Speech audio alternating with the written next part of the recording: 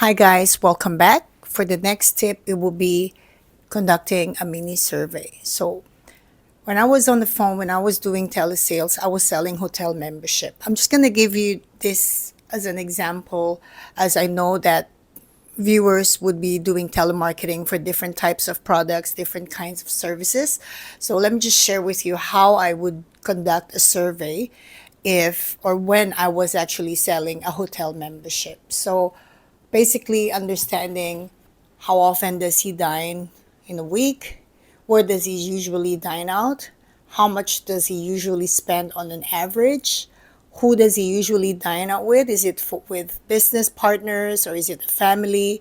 So these are the generic questions for someone selling hotel membership to know exactly what kind of lifestyle my client has, and that would help me to narrow down on basically positioning yourself and how you would explain the dining benefits.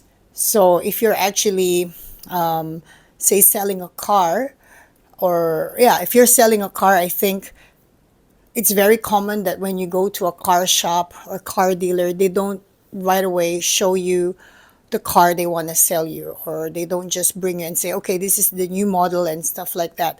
I think it's a universal practice for salespeople to conduct a survey, get to know the client. So if you're selling a car, again, as a reference, you would be asking questions like, what are you looking for in a car? Do you want automatic? Do you want top down? Do you want, and so on and so forth.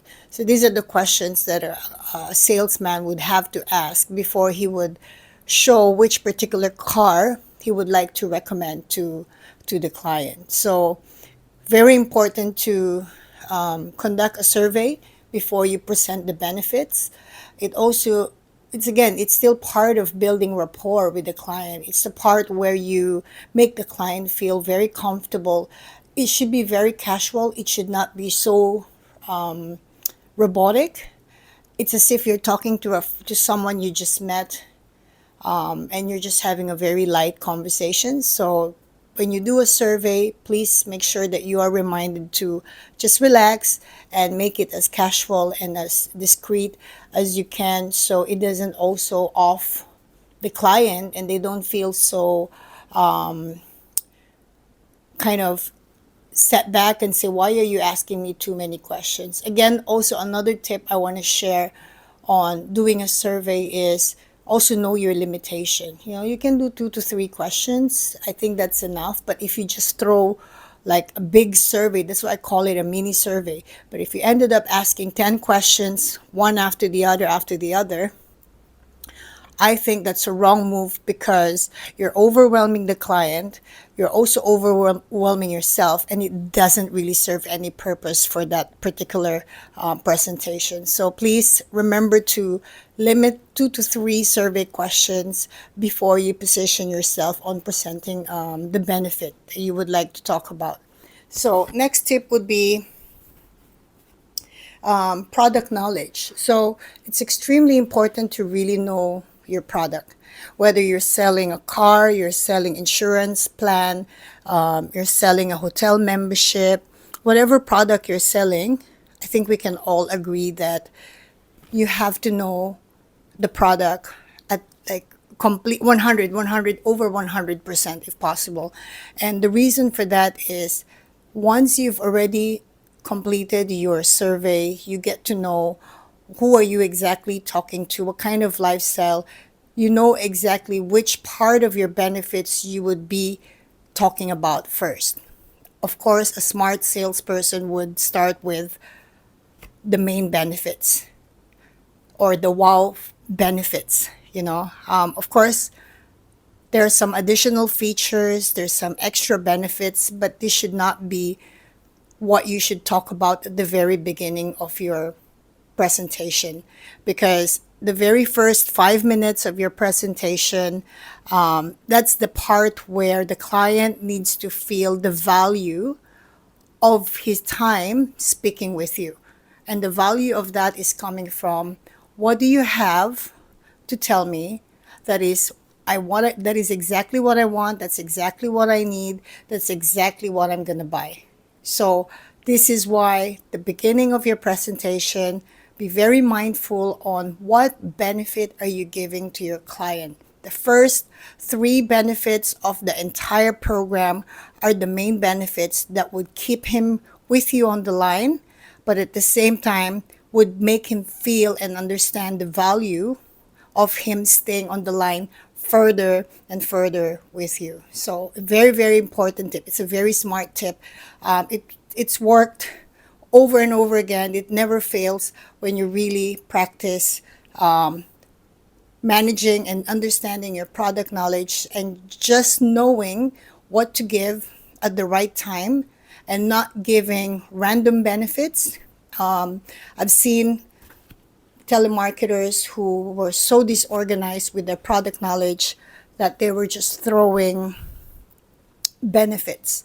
Like when you say throwing benefits, just giving random benefits, and it's a no-no. You don't do that because you overwhelm yourself, and at the same time, you ended up not remembering what you had given already, and you ended up just messing up the whole process. So again, product knowledge is very important, and at the same time, always mention the best benefits at the very beginning of your call so that you wow the client. The wow factor is there right at the beginning, and the client will carry on to staying on the line with you.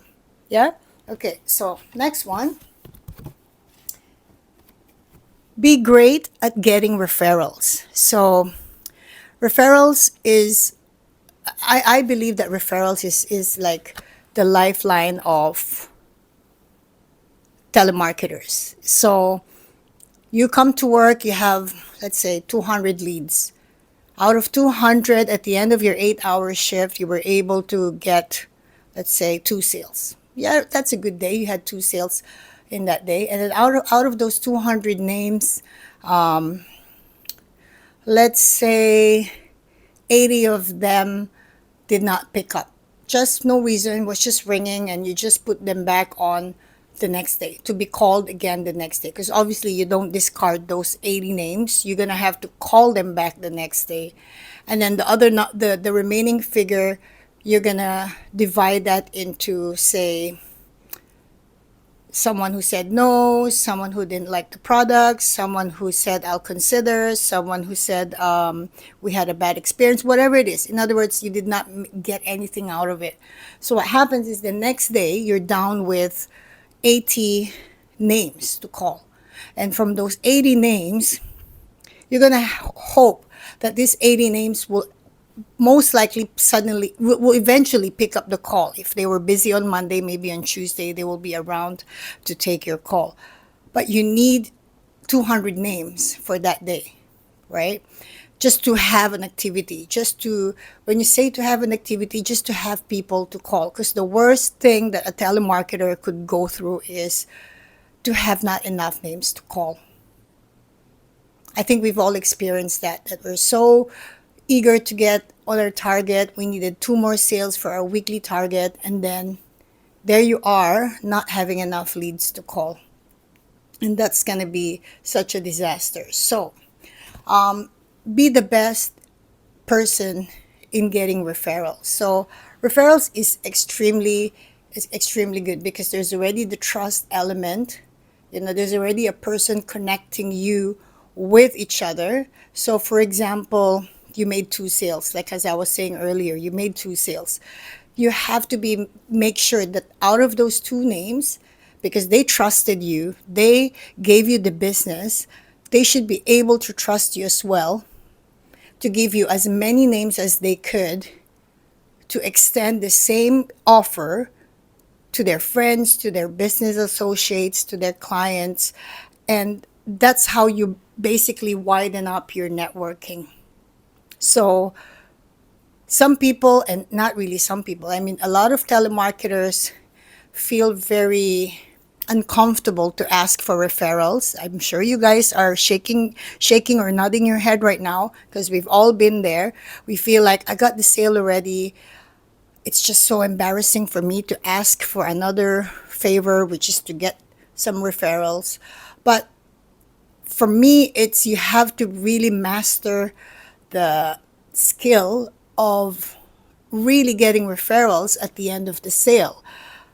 Not only that, the energy is still there between you and the client, but at the same time, that's just the right time for him to give you some names. You on the next on one of the videos, I will be giving you different demos of different scripts that you use, especially when you're asking for referrals. So that will be another topic. But like as I was saying, be the best person on, or be the expert on getting referrals, because that would have you more opportunities to get your sales within that week to make it to your sales target. And the best person to give you referral is the person who have already trusted you, who have already purchased from you. So don't be shy. He already trusted you. He already gave you the sale. Just say, look, Mr. Lim, I would be happy to share this invitation to your friends. I'm sure they would be happy that you referred them to us so that they can also enjoy the privileges that I've extended to you. Perhaps just 5 names for today. Who are the top 5 people on your contacts that you can share with me? And why do I ask 5? Because he might give me only 2. He might be willing to say, "Oh no, not 5. I can't give you 5 today. I'll just give you 2." Then you get 2 referrals. So don't ask for, can I get 1 referral? Okay? Always throw a number. Can I get 5 referrals? Or who are the 5? Sorry, who are the 5 referrals that you have on your contacts right now? Yeah? So I hope that's also helpful for you in terms of even experienced telemarketers. It's also different ways of putting it out there, different approach. So I think this particular part of the top tips I'm sharing can also be used by experienced telemarketer, because asking referrals is one thing, because it's really, really, really important. It really helps you to hit your target by the end of the week, all in 5 days. Yeah. Okay. So finally, just give me a moment. Don't give up. That's the last tip I want to share with you. Don't give up. Every day is a new day in the life of a telemarketer. You can have 5 sales today, or if you had 5 sales today, tomorrow is another day. Tomorrow you're back to 0. Or if you had 0 today, tomorrow is another day. Tomorrow could be 5. So it's the most rewarding, it's the most discouraging, it's the most stressful, but also it's the most exhilarating job. Every day is a different day. So my biggest advice, as well as one of the tips, is don't give up. Not because you had a bad day yesterday that you're going to resign already on that day, or not because you've had a bad week you're going to quit the following week. As long as you're doing all the right things, you can have a bad week and the good week is coming. Selling is it's not easy, but it's simple. Does that make sense? Selling is not easy, but it's simple. All these tips I'm sharing to you, they're very simple. If I talk to someone who's not into sales and say, look, number 1, 2, 3, 4, all the way to 10, and just for me to explain, it sounds very simple. But to do that, that's the challenge. So I hope these tips that I've shared with you would get you going on Monday. I hope you watch this over the weekend and give you a little bit of a pump energy, so that when you start on Monday, you've got some ideas and fresh things, or fresh ideas in your head and fresh habits to do. So I hope that this helps you. And like I said, I have more videos coming up. This is a very new channel. And I hope that you support the channel by sharing it to your friends and colleagues who are also in the industry.